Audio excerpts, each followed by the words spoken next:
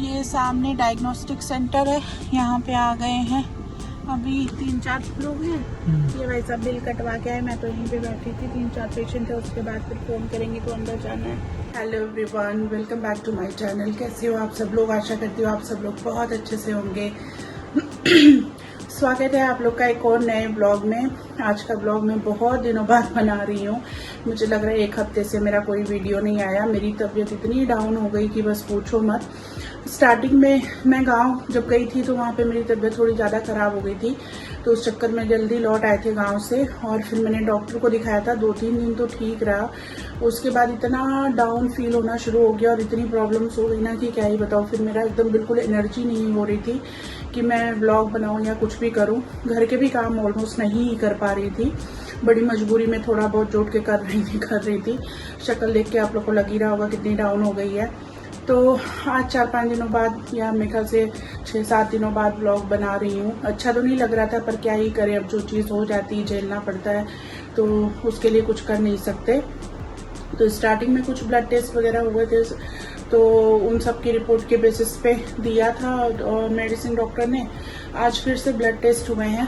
अभी भी देखिए यहाँ पे ये चेपी लगी हुई है, बैंडेज निकाल दूंगी। अब अभी सैंपल लेके गए थे ना, तो थोड़ा थोड़ा हल्का सा ब्लड आता है, तो अभी तो नहीं आ रहा होगा, अभी इसको निकाल देती हूँ। तो आज सैंपल लेके गए थे, शाम तक उसकी रिपोर्ट आएगी। और अभी 2:30 बजने का टाइम हो रहा है मेरे ख्याल से। लंच वगैरह कर लिया है और मुझे जाना है अल्ट्रासाउंड कराने के लिए।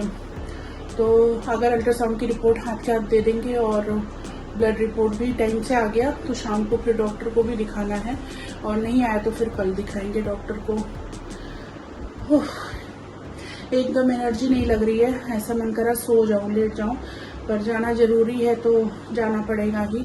पता नहीं क्या हो गया, इतना वीकनेस महसूस हो रही है, इतनी वीकनेस महसूस हो रही है ना कि ऐसा तो मुझे लगता है जैसे सालों में नहीं महसूस हुआ, उस टाइप का हो रहा है कुछ।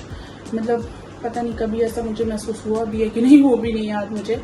बहुत एकदम ऐसा लगता है जैसे मौत आई पड़ी रहती है। 10 मिनट भी खड़े हो ना तो हालत बुरी हो जा रही है। तो चलिए चलते हैं, पहले अल्ट्रासाउंड कराती हूँ, फिर देखती हूँ आगे और क्या क्या चीज़ें होती हैं। निकल गए हम लोग, आज बड़े दिनों बाद दिख रहे हो। हेलो धूप इतनी ज़बरदस्त है भैया, इस बार लग रहा है बारिश नहीं होगी। एकदम इतना ऐसा सूखे जैसा माहौल है कि पूछो मत। हर जगह हो रही है, यहाँ ना हो रही बारिश वगैरह। कभी कभी आंधी आती है बड़ी तेज, पर बारिश नहीं हो रही है। तो मौसम खूब गर्म है, धूप बहुत तेज है, बहुत ज़बरदस्त एकदम। निकल गए हैं, थोड़ी देर में पहुंच जाएंगे। देखते हैं क्या निकलता है अल्ट्रासाउंड में। अब थोड़ी सी ब्लड रिपोर्ट आ गई है। बहुत ज़्यादा तो सब कुछ नहीं, सारे पैरामीटर समझ में आते हैं, पर कुछ चीज़ें देखने से तो एक तो TLC बढ़ा हुआ है थोड़ा सा, वो भी टेंशन लग रही कि अब किस चीज़ का इन्फेक्शन बढ़ गया हुआ है। अब देखते हैं, डॉक्टर को दिखाएंगे तो वो ज़्यादा सही से कोरिलेट करके बता पाएंगी। तो बस इसी चीज़ का वेट कर रहे हैं डॉक्टर को दिखाने का। चलते हैं पहले। ये सामने डायग्नोस्टिक सेंटर है, यहाँ पे आ गए हैं। अभी 3-4 लोग हैं। ये भाई साहब बिल कटवा के आए, मैं तो यहीं पे बैठी थी। 3-4 पेशेंट है, उसके बाद फिर फोन करेंगे तो अंदर जाना है। यहीं पे बैठ रहे। गर्मी इतनी ज़्यादा है ना, अंदर भी उमस होगी ना, खूब गर्मी हो रही है। अच्छा, पर भीड़ भाड़ रहती है ना, तो हम गाड़ी में ही बैठ के वेट कर रहे हैं। अभी फ़ोन करेंगे तो फिर उतर के चले जाएंगे तुरंत ही।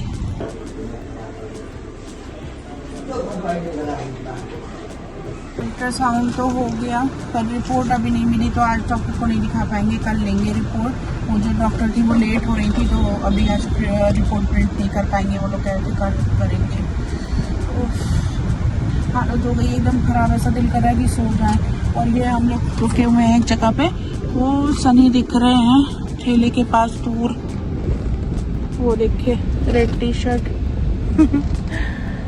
यहाँ पे ये दे रहा है ना, वो जैसे भूजा मिक्स करके नहीं भूनते हैं, लैया और उसमें चना मटर सब कुछ मिक्स करके भूनते हैं, और उसके साथ प्याज चटनी देते हैं। तो मेरा चटपटा सा कुछ खाने का मन करा। आजकल मैं कुछ भी खा रही हूँ ना, जैसे मुझे वॉमिट जैसा महसूस होता है, ऐसा लगता है कि खाया नहीं जाता कुछ भी। लंच भी कर रही थी तो कुछ खाना खाया नहीं गया था, तो भूख भी लगती है पर खाने का मन भी नहीं करता, वैसा वाला सीन चल रहा है।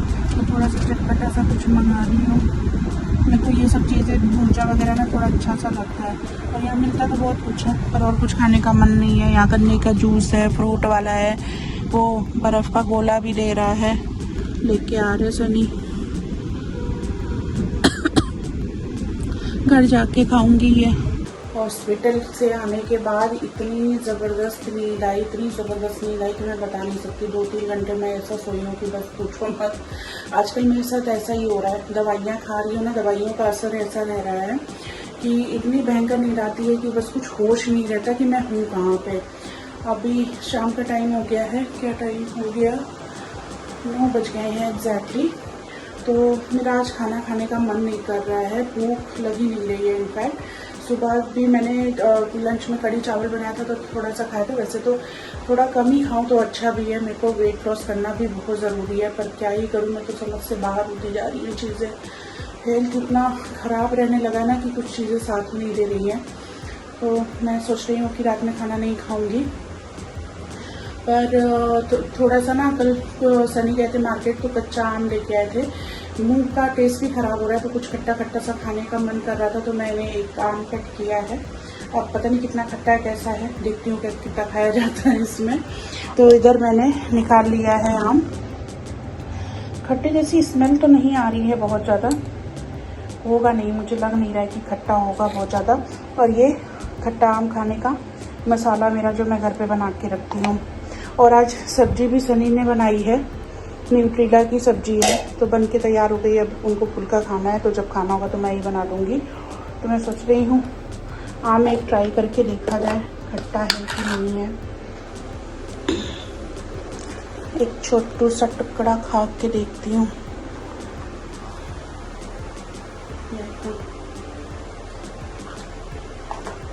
नहीं है तो बिल्कुल भी खट्टा नहीं बाबा, एकदम ककड़ी जैसा है, मसाले की भी जरूरत नहीं, ऐसे खा रहा हूँ। ऐसे खाने पे थोड़ा हल्का हल्का सा लग रहा है खट्टा, पर मसाले के साथ तो बिल्कुल भी नहीं लग रहा।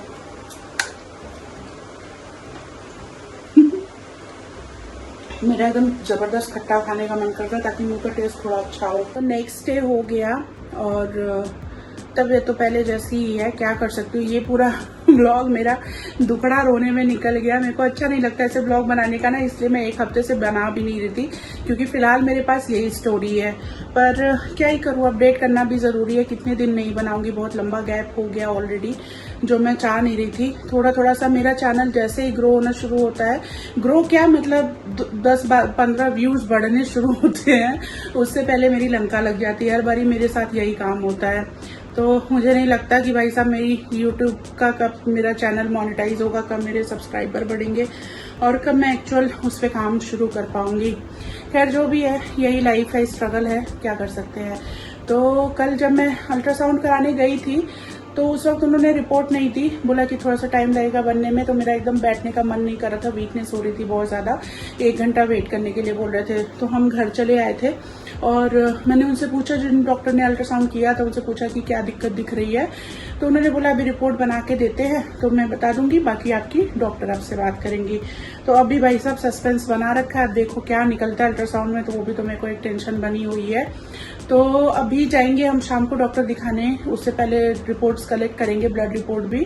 ब्लड वाली जो रिपोर्ट है वो तो फोन पे आ गई थी, पर पेपर रहता है तो डॉक्टर्स को देखने में थोड़ा आसानी रहती है, आराम रहता है। तो दोनों का पेपर में कलेक्ट करेंगे रिपोर्ट। तो शाम का अपॉइंटमेंट लिया है, शाम को जाएंगे डॉक्टर को दिखाने। और फिलहाल जो दवाइयाँ चल रही हैं उनसे इतनी ज़्यादा दिक्कत हो रही है कि क्या ही बताऊँ। एकदम एक तो नींद इतनी ज़्यादा आती है, वीकनेस इतनी फील हो रही है। और वैसे भी आप लोग को मतलब सोच के ही देखिए कि 1.5 महीने से ऊपर लगातार ब्लीडिंग होती रही है, तो ब्लड लॉस होने से तो वीकनेस हो ही जाता है।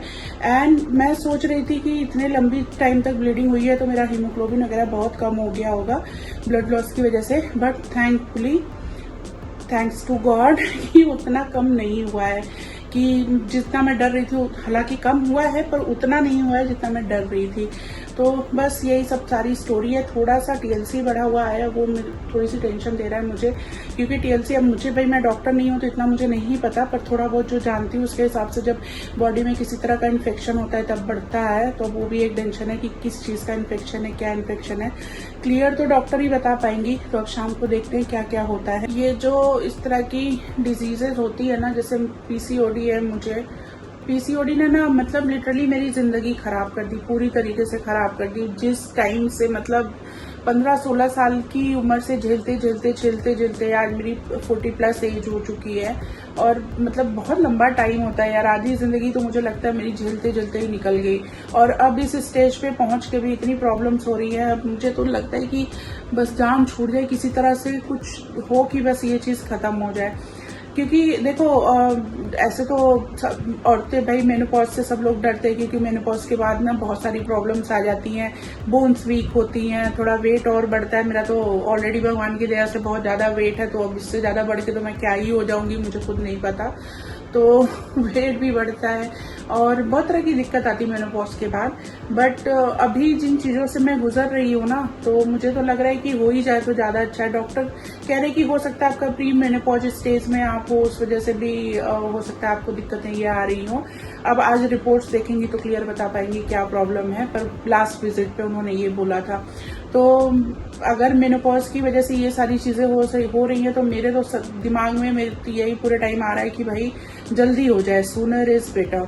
जितना जल्दी होगा उतना अच्छा है। तो उसके बाद जो प्रॉब्लम्स होंगी देखा जाएगा, पर फिलहाल इन सब चीजों से तो मेरी जान छूटे, मतलब पूरी ना लाइफ बर्बाद हो जाती है। और डॉक्टर्स कहते हैं लाइफ स्टाइल डिजीज है, ये है वो है। लाइफ स्टाइल तो मेरी खराब हुई जब मैंने IVF कराया, उसके बाद से काफी लंबे टाइम तक के स्टीरॉइड्स चले, जिसकी वजह से मेरी बहुत ज्यादा वेट गेन हुआ, सब कुछ हो। उसके बाद से मेरी लाइफ स्टाइल खराब हो गई, क्योंकि जब शरीर भारी हो जाता है ना, तो आप समझ ही सकते हो कि सब कुछ कर नहीं सकता इंसान। और कई बार मैंने वेट लॉस की कोशिश की, पर हमेशा एक जैसे लूप होता है ना, उसमें मैं फंसी हुई हूँ कि 2-4 किलो मैं कम करती हूँ, फिर 5-6 किलो बढ़ जाता है, फिर 2-4 किलो कम होता है, फिर 5-6 किलो बढ़ जाता है। बस इसी टाइप से चल रही हूँ मैं, और ये करते करते मेरा वजन इतना ज्यादा हो गया। तो वेट तो मैं ऑब्वियसली कम करना चाहती हूँ। और एक चीज और आप लोग को बताऊं, मैं जब मैं लखनऊ शिफ्ट हुई थी, उस वक्त मैंने नॉनवेज छोड़ दिया था पूरी तरीके से। मुझे नॉनवेज खाना पसंद है, कोई मेरा पुराना व्लॉग देखेगा तो उसमें मैं कई बार मैंने बोला है कि मैं नॉनवेज नहीं खाती हूँ। तो हो सकता है कई लोग बोले हुए कि तब तो हिपोक्रेसी दिखा रहे थे कि नॉनवेज नहीं खाते और अब बनाते खाते हैं। तो मैंने 2 साल के लिए नॉनवेज पूरी तरीके से छोड़ दिया था, और उसके बाद जब मैंने अपनी बॉडी प्रोफाइल कराई थी पूरा, तो उसमें मेरे सारे वेट होने के बावजूद, PCOD होने के बावजूद, और सारी भी मेरी हार्मोनल प्रॉब्लम्स है वो सब होने के बावजूद, थायराइड मेरा सही हो गया था। और उससे पहले मेरा कोलेस्ट्रॉल वगैरह बढ़ा आया था, पर वो सब कुछ मेरी रिपोर्ट्स नॉर्मल आई थी। और वही होता है ना कि जब ठीक हो जाता है इंसान लापरवाह हो जाता है। मैंने वापस से खाना शुरू कर दिया, और अभी मैंने जो ब्लड टेस्ट कराया ना, जो मेरे कल ब्लड टेस्ट हुए थे, उसमें बहुत सारी चीजें हुई हैं। तो हर चीज में ना कुछ डिरेंज लग रहा है। तो इसलिए मैं सोच रही हूँ कि मैं वापस नॉनवेज छोड़ देती हूँ और डाइट अपनी चेंज करती हूँ पूरी तरीके से। हो सकता है उसके बाद मुझे थोड़ी चीजें सही लगने लगे। ये कहना कि सिर्फ लाइफ स्टाइल प्रॉब्लम है, तो जब मैं स्कूल में थी, कॉलेज में थी, मैं अच्छा खासा स्पोर्ट्स में भी पार्टिसिपेट करती थी, बहुत ज्यादा मैं एक्टिव रहती थी, और मेरा जो बिल्डअप था बिल्कुल एथलीट बॉडी जैसे होती है उस टाइप का था। तो मतलब ये कहना है कि सिर्फ लाइफ स्टाइल की प्रॉब्लम है, लोग हिलते नहीं अपनी जगह से, इसलिए ऐसा होता है। हालांकि आज मुझे देख के कोई नहीं कहेगा कि मैं इतना खेलती थी, इतना स्पोर्ट्स में पार्टिसिपेट करती थी और इतना एक्टिव रहती थी, कोई भी नहीं कहेगा, पर मैं एक टाइम पे रही हूँ। तो तब भी ये सारी प्रॉब्लम्स की PCOD तो मुझे स्टार्टिंग से था। तो पता नहीं, बस मुसीबत है, जिसके गले पड़ जाए ना जिंदगी भर के लिए पड़ जाती है, वो वाला हाल है इसका। तो खैर चलिए, ये सिर्फ हेल्थ अपडेट वाला ब्लॉग था। अब शाम को डॉक्टर को दिखाएंगे तो एक्चुअल प्रॉब्लम पता चलेगी, आप लोगों से डेफिनेटली शेयर करूंगी। और आज कुछ थोड़ी सी चीजें ऑर्डर कर रखी थी, तो वो भी आया था, दिखाती हूँ आप लोग को क्या चीज मंगाई है। तो इधर देखिए, एक तो ये ना PCOD का ही इलाज है ये भी क्योंकि जिनको PCOD है उनको पता होगा कि हम लोगों के ना दाढ़ी मूंछ भी निकलती है भाई साहब, फेशियल हेयर होते हैं बहुत ज्यादा।